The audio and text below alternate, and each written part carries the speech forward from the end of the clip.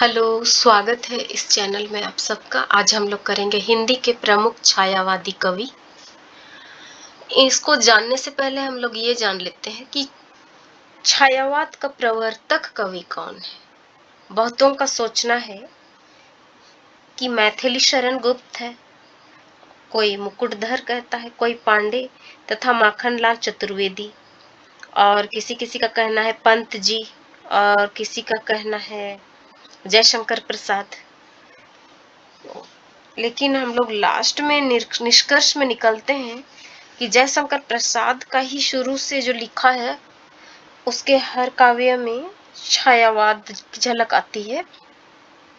इसीलिए और पंत भी है छायावाद का, लेकिन पंत से पहले जयशंकर प्रसाद थे।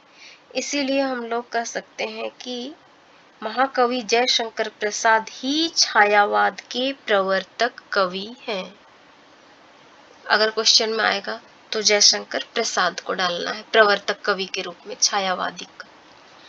तो हम लोग देखेंगे हिंदी के प्रमुख छायावादी कवि प्रसाद जी छायावाद के अग्रदूत के रूप में हमारे समक्ष आते हैं। मतलब जयशंकर प्रसाद, उनकी काव्य कृतियों से हमें छायावाद का प्रौढ़तम रूप देखने को मिलता है। मतलब सबसे पुराने कवि थे इसलिए।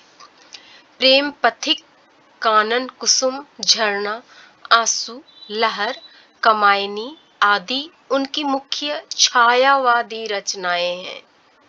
यहाँ क्वेश्चन बन सकता है एमसीक्यू में, किसका रचना है?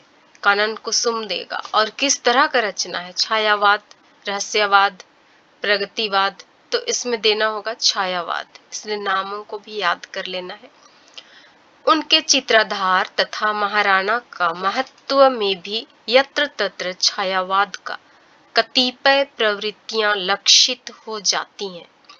प्रसाद जी की सर्जनाओं में प्रेम पथिक की धारणा उनकी आरंभिक रचना के रूप में की जाती है। अर्थात प्रसाद जी का पहला रचना प्रेम पथिक।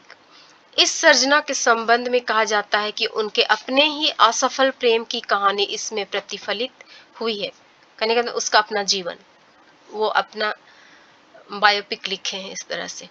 इसी कारण इसकी सर्जना आत्मकलात्मक शैली में हुई है। अर्थात काव्य का निराश प्रेमी अपनी आप बीती स्वयं सुनाता है। असफल प्रेमी की निराशपूर्ण स्थितियों का चित्रण इसमें बड़ा ही मार्मिक हुआ है। कवि ने प्रेम के आदर्शमय रूप को ही चित्रित किया है। नायिका का विवाह किसी अन्य युवक से हो रहा है और बेचारा नायक, उसकी चेतना जैसे तड़प कर गुहार उठती है। किंतु कौन सुनता उस शहनाई में हतरी झनकार जो नौबत जाने में बजती थी। अपनी गहरी धुन में रूखा शीशा जो टूटे तो सब कोई सुन पाता है। कुचल जाना हृदय कुसुम का किसे सुनाई पड़ता है। इसमें साफ झलक रहा है कि उसका टूटा हृदय है, उसकी प्रेमिका किसी और से शादी करने वाली है और टूटा हृदय से वो इस तरह बोल पड़ रहा है। प्रेम पथिक और कमायनी के अतिरिक्त प्रसाद जी की सर्जनाएं प्रायः मुक्त भावों से समन्वित कृतियां हैं।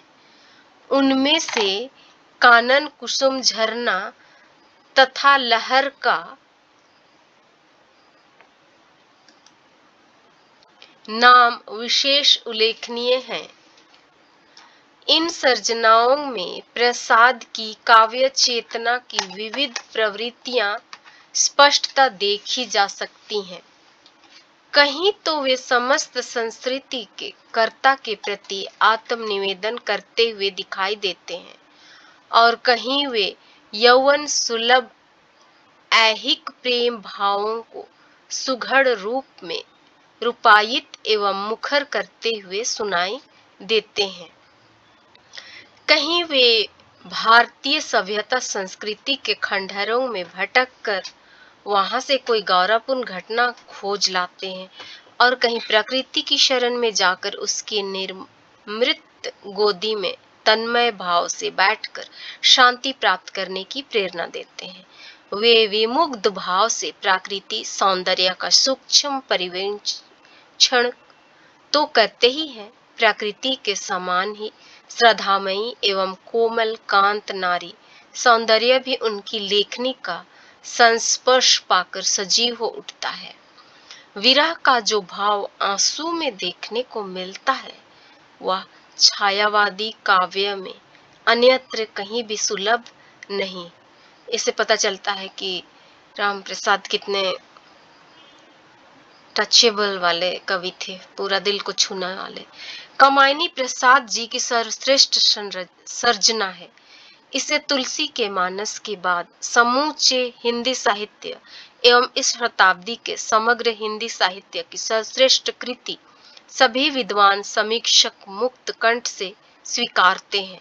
छायावादी काव्य की प्रवृत्त्यात्मक समग्रता यहाँ एक ही स्थान पर देखी जा सकती है। सभी ने यहाँ दर्शन एवं प्रेम, उससे उत्पन्न आनंद भाव का जो समन्वित रूप प्रस्तुत किया है, वह वास्तव में अद्वितीय है। मानव मन की कोई भी भावना यहाँ अछूती नहीं रही। प्रेम, सौंदर्य, विरह, मिलन एवं लोकहित साधना आदि काव्य के लोक विधायक एवं सृजक सभी तत्व इसमें समन्वित रूप से साकार हो उठा है। काव्य के सभी उदात्त तत्व भी यहाँ एक साथ मूर्त हुए हैं।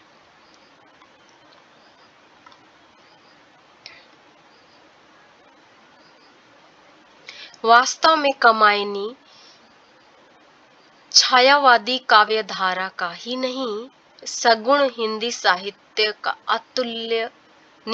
अतुलनीय गौरव है। प्रसाद मुख्य रूप से प्रेम तथा सौंदर्य के कवि हैं। उनके काव्य में इन दोनों के अत्यंत उदात्त तथा मार्मिक चित्र अंकित हुए हैं। लाज भरे यौवन का सजीव सौंदर्य इन पंक्तियों में देखते ही बनता है। उनका पद्य है प्रसाद जी का, तुम कनक किरण के अंतराल में लुक छिप कर चलते ही क्यों, नतमस्तक गर्भ वहन करते यौवन के घन रसकण ढरते, हे लाज भरे सौंदर्य बता दो, मौन बने रहते हो क्यों। इस तरह से वो नारी सौंदर्य को लिखे हैं। नारी सौंदर्य का मनमोहक चित्र आंसू की इन पंक्तियों में द्रष्टव्य है। शीश मुख पर घूंघट डाले, अंचल में दीप छिपाए, जीवन की गोधूली में कौतूहल से तुम आए। प्रसाद के प्रेम चित्रण की प्रमुख विशेषता शालीनता, गंभीरता एवं शिष्टता है। वह सांसारिक एवं आध्यात्मिक दोनों किनारों का स्पर्श करता हुआ आगे बढ़ता है। प्रकृति प्रेम प्रसाद का एक अन्य प्रमुख वैशिष्ट्य है। कहने का मतलब जो लिखते हैं प्रसाद जी, वो प्रकृति प्रेमी भी है, प्रकृति के बारे में लिखते हैं। उन्होंने प्रकृति के अत्यंत हृदय स्पर्शी संलिष्ट बिंब उतारे हैं। प्रकृति पर उन्होंने मानव चेतना का आरोप भी अत्यंत सुंदर ढंग से किया है। प्रसाद की काव्य की भाषा शैली अत्यंत प्रौढ़, परिष्कृत एवं साहित्यिक है। उनकी भाषा में कोमलता, माधुर्य और भाव गहनता पाई जाती है। शब्दों के माध्यम से सजीव चित्र प्रस्तुत करने में वे अधिक सफल हुए हैं। उनकी भाषा में संगीत आत्मकता प्रचुर मात्रा में पाई जाती है। अधिकारों के प्रयोग से प्रसाद के काव्य में अधिक रमणीयता आ गई है। उपमा, रूपक, उत्प्रेक्षा आदि अलंकारों के प्रयोग में स्वाभाविकता एवं भावोद्रेक क्षमता प्रवर्तमान है। लाक्षणिकता, चित्रमयता आदि छायावादी काव्य की शैलीगत सारी विशेषताएं प्रसाद के काव्य में पाई जाती हैं। अर्थात उन्होंने अलंकारों का भी उपयोग किया है। उसमें है उपमा, रूपक, उत्प्रेक्षा का भी, और प्रकृति के सौंदर्य का बहुत सुंदर वर्णन वो करते हैं, और उसमें कोमलता, माधुर्य भाव स्पष्ट दिखलाई पड़ता है उनके साहित्य में। प्रसाद के उपरांत छायावादी कवियों में सूर्यकांत त्रिपाठी निराला का प्रमुख स्थान है, मतलब द्वितीय स्थान मिला है सूर्यकांत त्रिपाठी निराला को, और प्रथम स्थान था जयशंकर प्रसाद का छायावाद कवि में।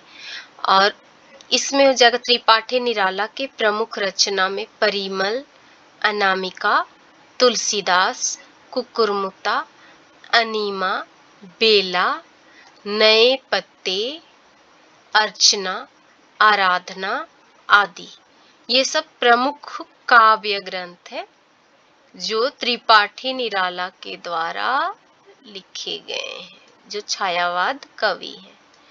ये हो गया।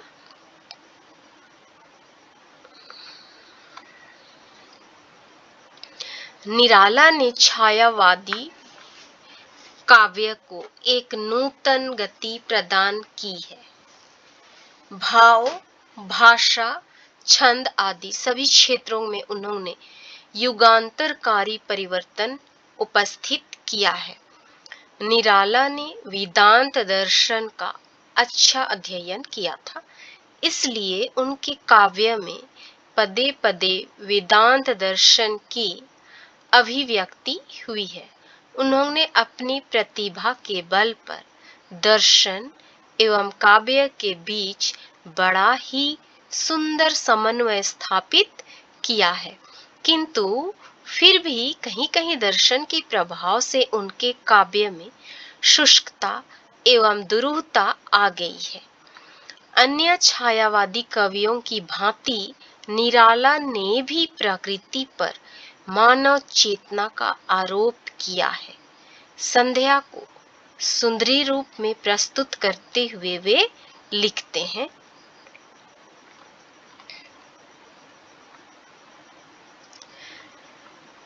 मेघमय आसमान से उतर रही वह संध्या सुंदरी परी सी, धीरे धीरे धीरे। पंत ने यहाँ केवल प्रकृति के कोमल दृश्यों को ही झांकी देखी है, दृश्यों की ही झांकी देखी है। वहां निराला ने उसके कोमल और कठोर दोनों रूपों को देखा है, और इन दोनों ही रूपों में उसे अत्यंत सशक्त वाणी प्रदान की है। निराला का भाषाधिकार बड़ा ही विलक्षण है। भावों के अनुकूल भाषा की योजना में वे सिद्धत हैं। छंदों के क्षेत्र में उन्होंने जो क्रांति खड़ी कर दी है उसके लिए वे अविस्मरणीय हैं। मुक्त छंद के लिए निराला सदैव याद किए जाएंगे। मुक्त छंद के लिए छायावाद के साथ सुमित्रा नंदन पंत का नाम सदैव याद रहेगा। अर्थात सुमित्रा नंदन पंत भी छायावाद के कवि हैं। उन्होंने अपने व्यक्तित्व के अनुरूप ही छायावादी काव्य को कोमलता, सरसता एवं सुंदरता प्रदान की है। उनकी काव्य कृतियों के नाम हैं वीणा, ग्रंथि, पल्लव, गुंजन, युगांत, युगवाणी, ग्राम्या,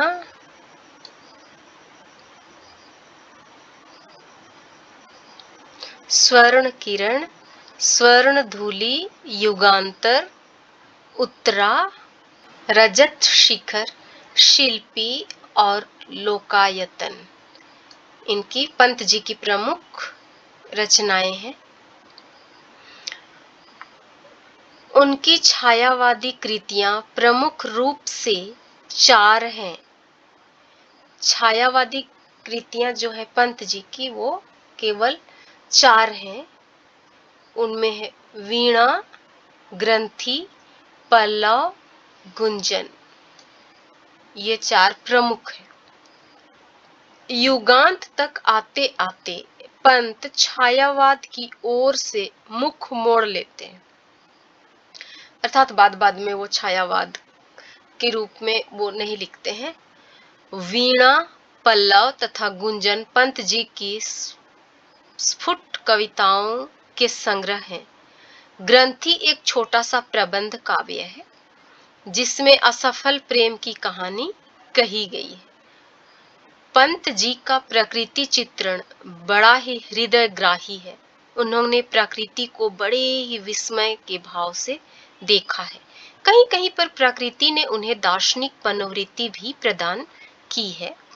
पंत प्रकृति के दृश्य में एक चिरंतन सत्य को देखना चाहते हैं, इसलिए प्रकृति का सौंदर्य उन्हें उस अज्ञात सत्ता की ओर आकृष्ट करता हुआ दिखाई देता है जिसमें वे विलीन हो जाना चाहते हैं। प्रकृति पर मानव चेतना का आरोप छायावाद की प्रमुख विशेषता है। छायावाद की प्रमुख विशेषता।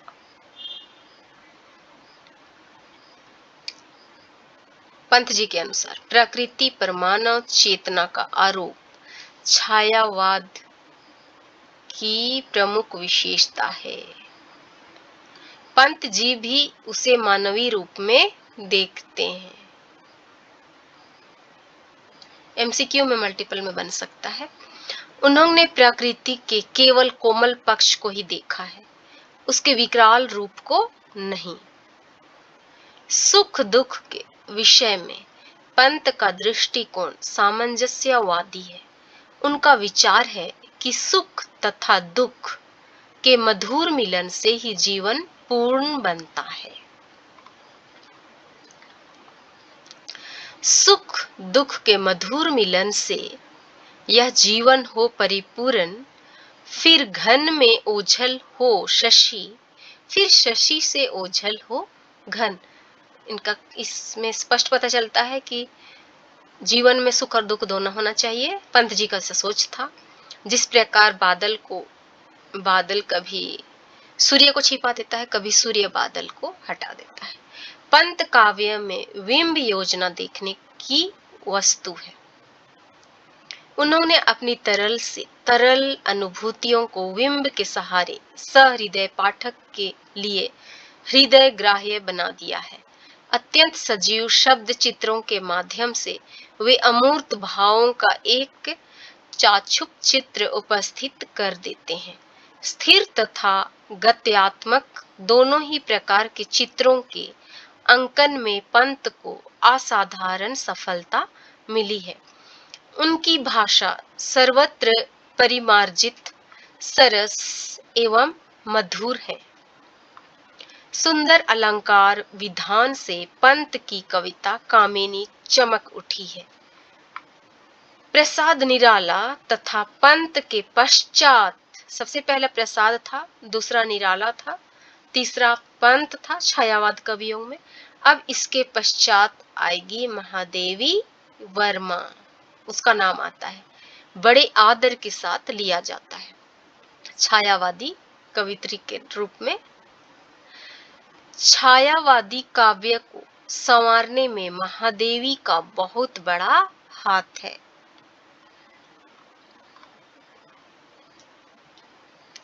हृदय की अनुभूतियों और सूक्ष्मतम भावनाओं की अभिव्यक्ति जितनी सफलता के साथ महादेवी ने की है, उतनी सफलता से कदाचित ही कोई अन्य कवि कर सका हो। किया है लेकिन इतना सफलता से नहीं। छायावादी काव्य को यदि प्रसाद ने प्रकृति तत्व दिया, निराला ने मुक्त छंद दिया, पंत ने सरसता एवं कोमलता दी, तो महादेवी ने उसे साप्राणता एवं भावात्मकता देकर संपन्न किया। इसमें हम लोग सबका विश्लेषण थोड़ा देख लेते हैं। काव्य को प्रसाद ने, छायावादी काव्य को प्रसाद जी प्रकृति तत्व के रूप में दिए हैं, निराला ने मुक्त छंद के रूप में, पंत ने सरसता एवं कोमलता, तो महादेवी ने उसे साप्राणता एवं भावात्मकता देकर संपन्न किया है। अब महादेवी का मुख्य रचना निहार, रश्मि, नीरजा, संध्या गीत, दीप शिखा आदि अनेक शीर्षकों से उनके कविता संकलन प्रकाशित हुए हैं। ये सारे महादेवी वर्मा के हैं। महादेवी के काव्य की सबसे बड़ी विशेषता वेदना है। वे वेदना को अपने प्रियतम की देन समझकर उसका पोषण बड़ी सावधानी से करती हैं। विरह वेदना की अग्नि में जितना अधिक जलती है, अपने को उतना अधिक ही वे अपने प्रियतम के निकट समझती हैं। दुखी व्यक्ति का हृदय अत्यंत सहानुभूतिपूर्ण हो जाता है और इसलिए महादेवी को सारा संसार अपना सा लगता है। दुख अनुभूति को लेकर ही महादेवी अज्ञात सत्ता की ओर उन्मुख हुई है। इस सत्ता को उन्होंने अपने प्रियतम के रूप में स्वीकार किया है और उसे चिर सुंदर, निर्मम एवं निष्ठुर जैसे विशेषणों से संबोधित किया है। प्रकृति का उनके भी काव्य में प्रमुख स्थान है। महादेवी वर्मा प्रकृति से भी प्रेम करती थी, उनके काव्य में प्रकृति का भी चित्रण है, किंतु उन्होंने इसे मानव मन की सुख दुखात्मक अनुभूति को व्यक्त करने के माध्यम रूप में अपनाया है। महादेवी के भाव और कला दोनों पक्ष ही एक से सबल एवं समृद्ध हैं। भाषा अत्यंत परिष्कृत, सरस एवं कोमल है। उनकी भाषा में भावाभिव्यक्ति की असाधारण क्षमता है। महादेवी के काव्य में शब्दों के अभिधामूलक प्रयोग कम देखने को मिलेंगे। उनके लाक्षणिक प्रयोग ही वहां अधिक हैं। महादेवी जी की अनुभूतियां एकदम अंतर्मुखी हैं। अंतर्मुखी अनुभूतियों के प्रकाशन के लिए गीति काव्य सर्वाधिक उपयुक्त माध्यम है। यहाँ एमसीक्यू बन सकता है। अंतर्मुखी अनुभूतियों के प्रकाशन के लिए गीति काव्य सर्वाधिक उपयुक्त माध्यम है।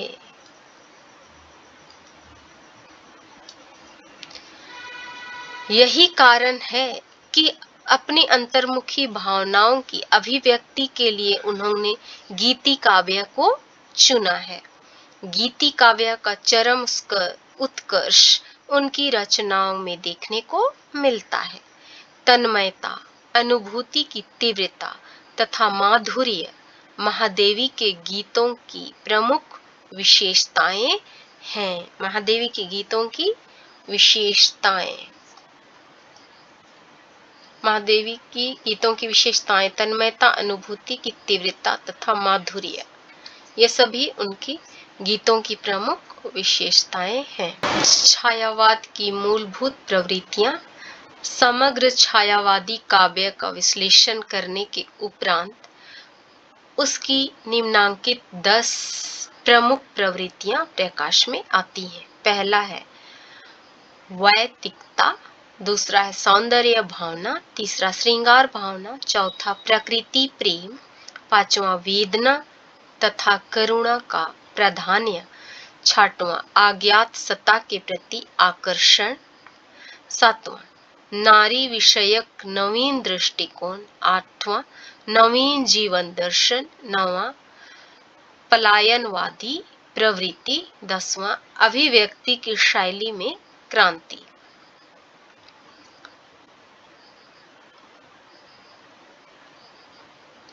पूरे छायावादी काव्य में वैयक्तिकता का प्राधान्य है। सबसे प्रमुख हो जाएगा वैयक्तिकता।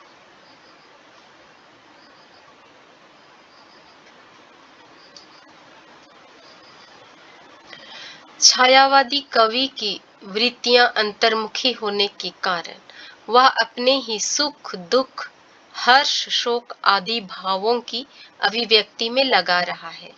समष्टि की ओर उसकी दृष्टि कम गई है। उसने समग्र वस्तु जगत को अपनी भावनाओं में रंग कर देखा है। सभी छायावादी कवि सौंदर्य दो प्रकार का हो सकता है, बाह्य सौंदर्य और अंतः सौंदर्य, अथवा स्थूल सौंदर्य और सूक्ष्म या अतीन्द्रिय सौंदर्य।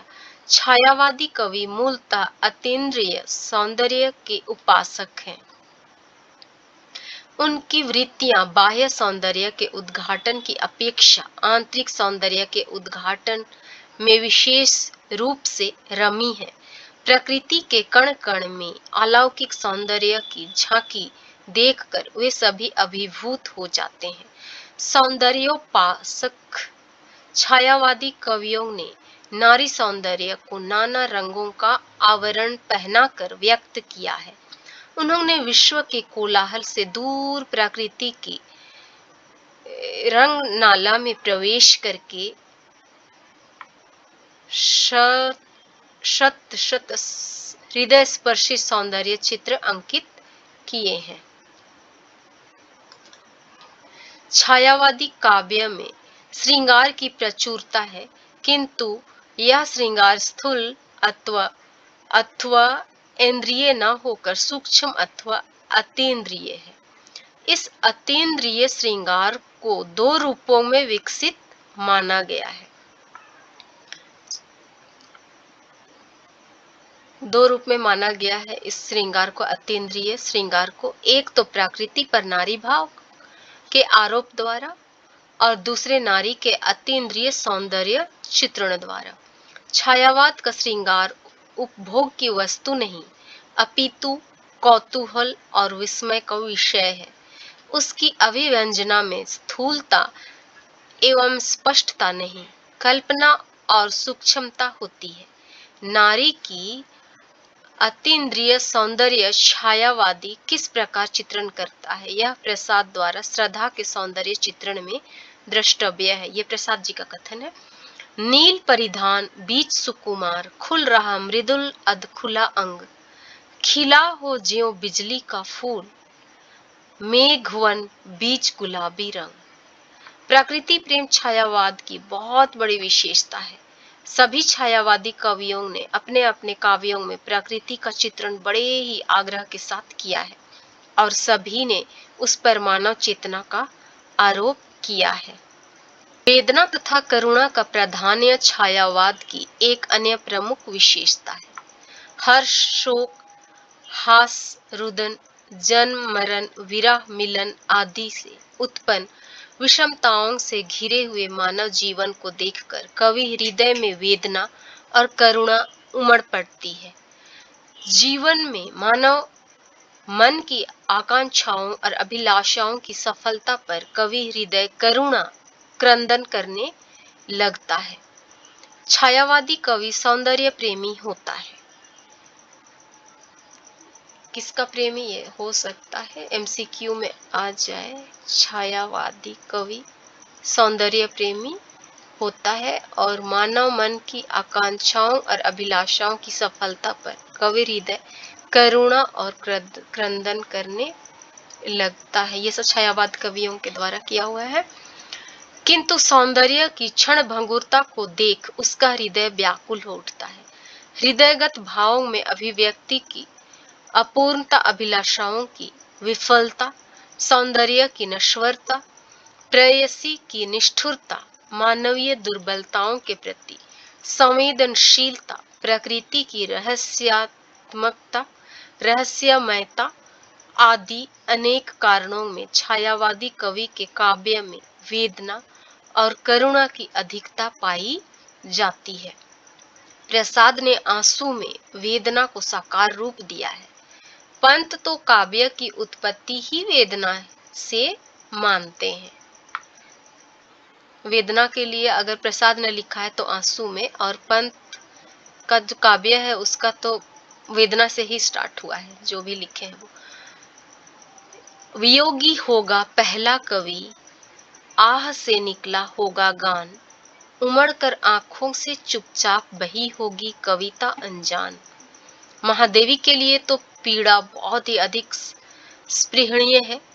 जैसे कि तुमको पीड़ा में ढूंढा, तुम में ढूंढूंगी पीड़ा। छायावादी कवि को अज्ञात सत्ता के प्रति एक विशेष आकर्षण है। वह प्रकृति के प्रत्येक पदार्थ में इसी सत्ता के दर्शन करता है। उसका इस अनंत के प्रति प्रमुख रूप से विस्मय तथा जिज्ञासा का भाव है।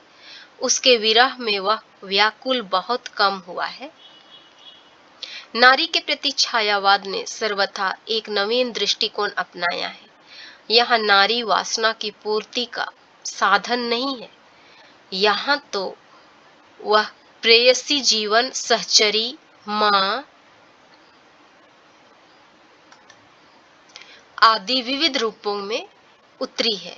उसका मुख्य रूप प्रेयसी का ही रहा है। यह प्रेयसी पार्थिव जगत की स्थूल नारी नहीं, वरन कल्पना लोक की सुकुमारी देवी है। प्रसाद द्वारा चित्रित इस भावमयी नारी का यह सुकुमार और कोमल रूप अत्यंत रमणीय है।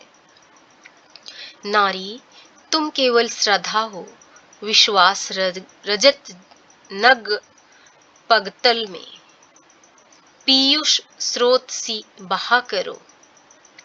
नारी, तुम केवल श्रद्धा हो, विश्वास रजत नग पगतल में पीयूष स्रोत सी बहा करो, जीवन के सुंदर समतल में। कितना भव्य एवं उदात्त है छायावादी का नारी के प्रति यह दृष्टिकोण। छायावादियों के जीवन दर्शन में भी नवीनता है। यहाँ भी भावना को ही प्रमुख स्थान प्राप्त हुआ है। छायावादी कवि में शाश्वत प्रेम और सच्ची मानवता पर आधारित नूतन समाज और नवीन संस्कृति के निर्माण की आकांक्षा अत्यंत प्रबल रही है।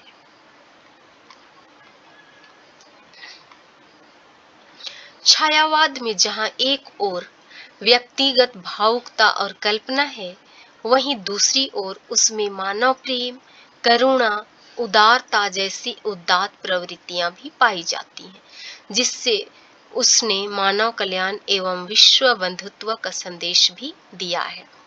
सर्वात्मवाद छायावाद का मूल दर्शन है। समस्त चराचर जगत छायावादी को मानव चेतना में स्पंदित दिखाई पड़ता है।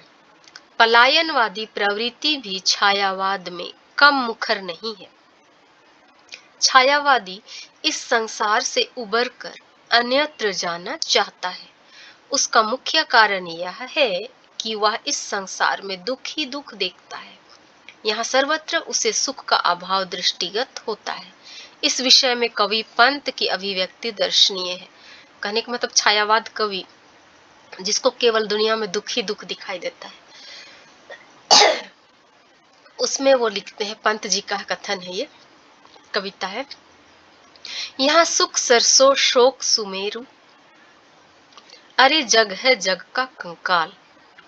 वृथा रे यह अरण्य चित्कार, शांति सुख है उस पार। निराला जी जग के उस पार जाना चाहते हैं।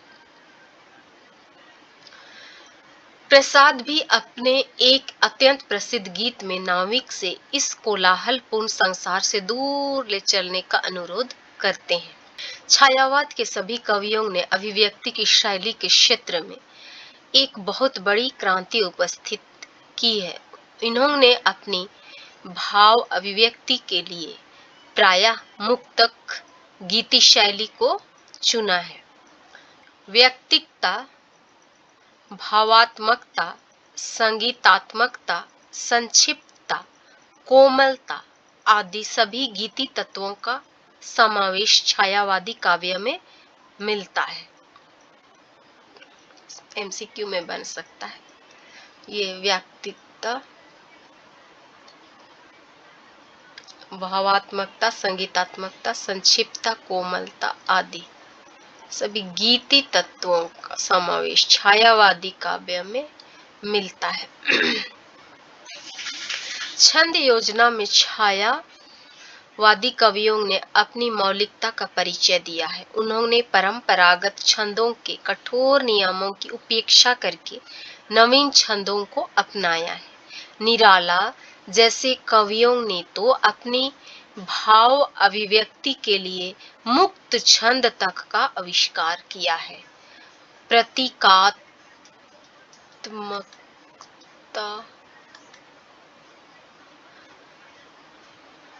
प्रतीकात्मकता छायावादियों की एक अन्य विशेषता है। इन्होंने अपने सूक्ष्म भावों की अभिव्यक्ति के लिए लाक्षणिक प्रतीकात्मकता शैली को अपनाया है। प्रतीकात्मक शैली को अपनाया है। शब्द शक्तियों में इन्होंने अभिधा के स्थान पर प्रायः लक्षणा और व्यंजना से काम किया है।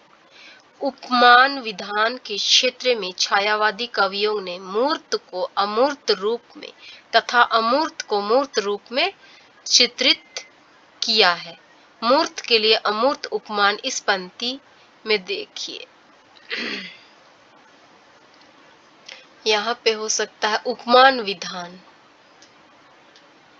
उपमान विधान के क्षेत्र में छायावादी कवियों ने मूर्त को अमूर्त रूप में तथा अमूर्त को मूर्त रूप में चित्रित किया है। इसका एग्जाम्पल है, बिखरी अलके ज्यों तर्क जाल। अमूर्त के लिए मूर्त उपमान का प्रयोग यहाँ द्रष्टव्य है। यहाँ लिख करके पूछ सकता है कि मूर्त को अमूर्त रूप में दिखलाया गया है, तो ये कौन सा कवि है, किस तरह का उसका लेख है। अमूर्त के लिए मूर्त उपमान का प्रयोग यहाँ द्रष्टव्य है। कीर्ति किरण सी नाच रही है। छायावादी काव्य में जहाँ एक और उत्प्रेक्षा, उपमा, रूपक आदि परंपरा मुक्त अलंकारों की योजना की गई है, वहीं दूसरी ओर उसमें मानवीकरण, विरोधाभास, विशेषण, विपर्य आदि पाश्चात्य ढंग के अलंकार भी दृष्टिगत होते हैं। छायावाद की भाषा का रूप बड़ा ही प्रौढ़ है। इसमें प्रायः संस्कृत की कोमल कांत पदावली के दर्शन होते हैं। खड़ी बोली को संवारने में भी छायावादियों ने बहुत बड़ा काम किया है। पंत तो शब्दों की शिल्पी ही है। उन्होंने न जाने कितने नूतन शब्दों की उद्भावना करके भाषा की अतिव्यक्ति क्षमता को बढ़ाया है। तो हम लोग संक्षेप में उपसंहार देखेंगे छायावाद कवियों का।